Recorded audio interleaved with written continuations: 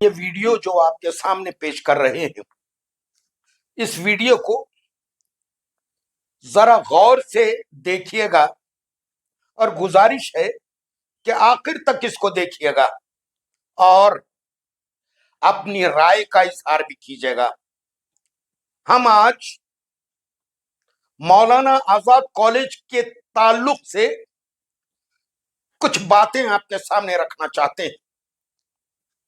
آپ کو پتا ہے، شاید نئی نسل اس سے واقف نہیں ہے،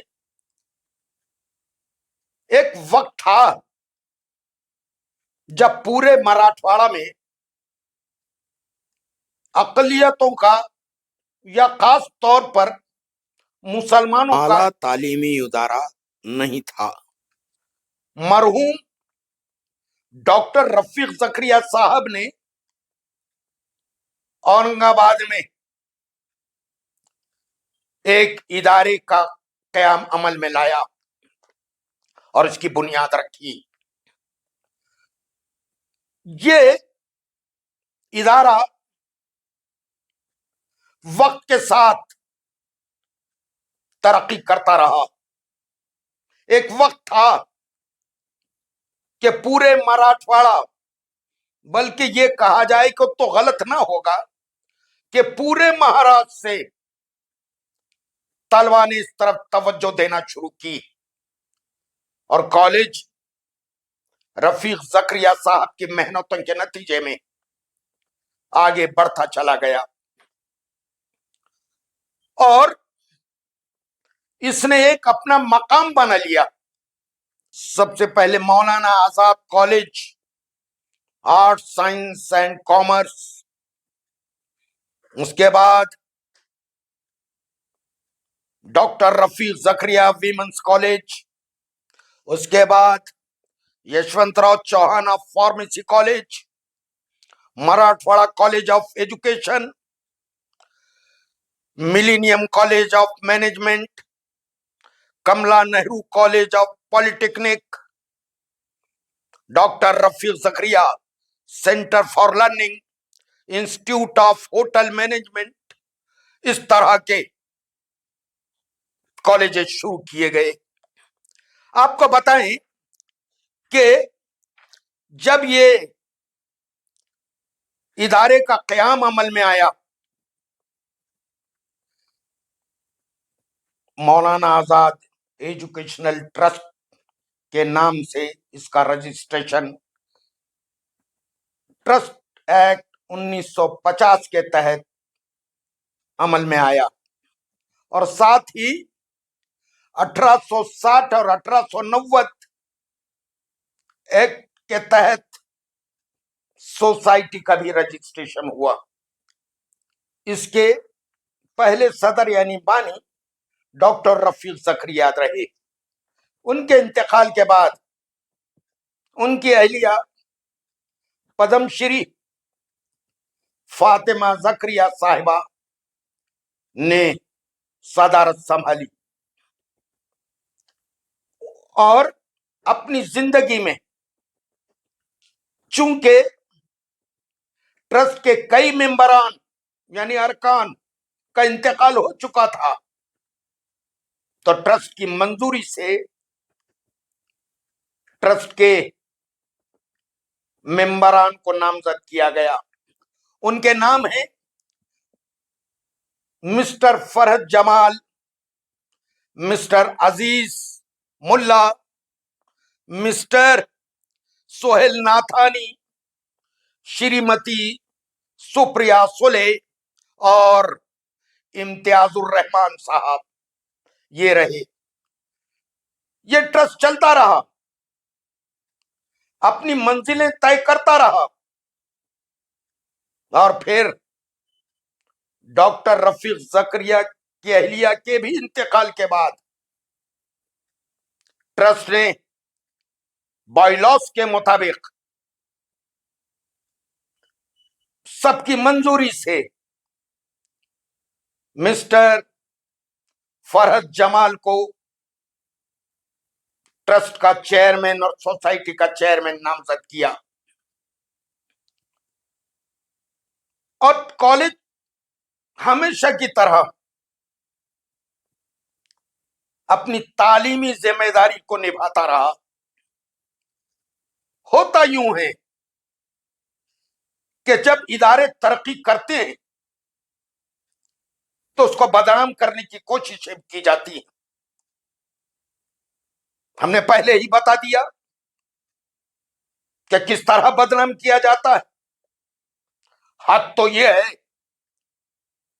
کہ آج کوئی ایک شخص جس کا کالج سے کبھی کوئی لینا دینا رہا ہی نہیں، وہ ایک کاغذ لے کر گھومتا نظر آ رہا ہے کہ اس کو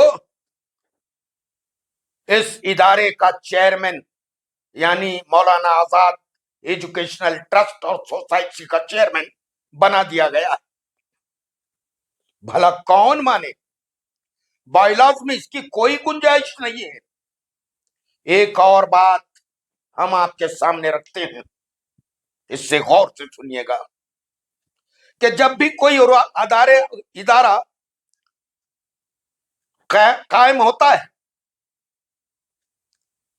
تو اس کے رجسٹریشن کے لیے بائی لاز کی ضرورت ہوتی ہے، اور یہ بائی لاز کسی ماہر ہی سے لکھائے جاتے ہیں یا لکھے جاتے ہیں. آؤ آج ہم آپ کو بتائیں کہ اس مولانا آزاد ایجوکیشنل ٹرسٹ اور سوسائٹی کے بائی لاز کس نے لکھے. ذرا غور سے سنیے گا کہ جس نے بھی یہ بائی لاز لکھے ہیں اس کا قد کتنا اونچا ہے، اور بائی لاز کیسے اجازت دے سکتا ہے کہ کوئی انجان آدمی جو کہ رکن بھی نہ ہو ڈائریکٹ چیئرمین ہونے کا دعویٰ کرے. آؤ ہم بتاتے ہیں کہ بائی لاز لکھنے والے کا نام کیا ہے. مولانا آزاد ایجوکیشنل ٹرسٹ کے بائی لاز لکھنے والوں کا نام کے ایم منشی ہے. یہ کے ایم منشی کون ہے؟ جب ہندوستان آزاد ہوا، آزادی کے بعد ایک کمیٹی بنائی گئی جس کے ذمے یہ بات دی گئی کہ وہ ہندوستان کا دستور لکھے. اس کمیٹی کو کانسٹیٹیوشنل اسمبلی بھی کہا جاتا ہے. اس کمیٹی میں 7 افراد موجود تھے جنہوں نے ہندوستان کا دستور لکھا. اس کمیٹی کے چیئرمین بھارت رتن بابا صاحب امبیڈکر تھے، اور ان کے ساتھ 6 اراکین تھے. ان 6 اراکین میں کے ایم منشی کا بھی نام شامل ہے. یعنی کانسٹیٹیوشنل اسمبلی جس نے ہندوستان کا دستور، اس کی گھٹنا، اس کا کانسٹیٹیوشن لکھا ہو، وہ شخص کسی ٹرسٹ کا بائی لاز لکھتا ہو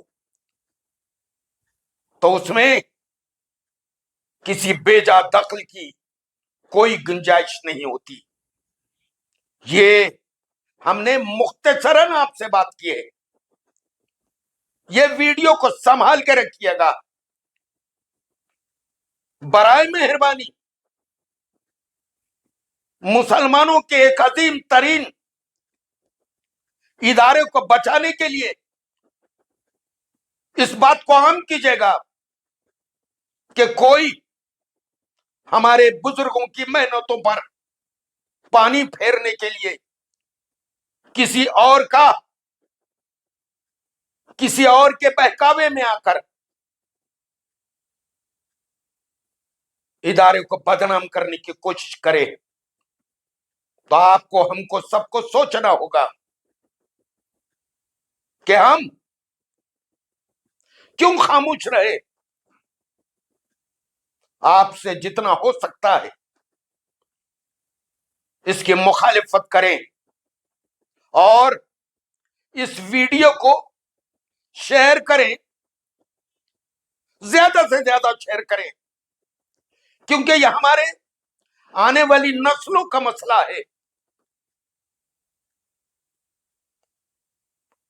ہم آپ سے اب اجازت چاہتے ہیں. انشاءاللہ بہت جلد اس کا دوسرا حصہ ہم آپ کے سامنے پیش کریں گے. برائے مہربانی اس کا انتظار کیجیے گا.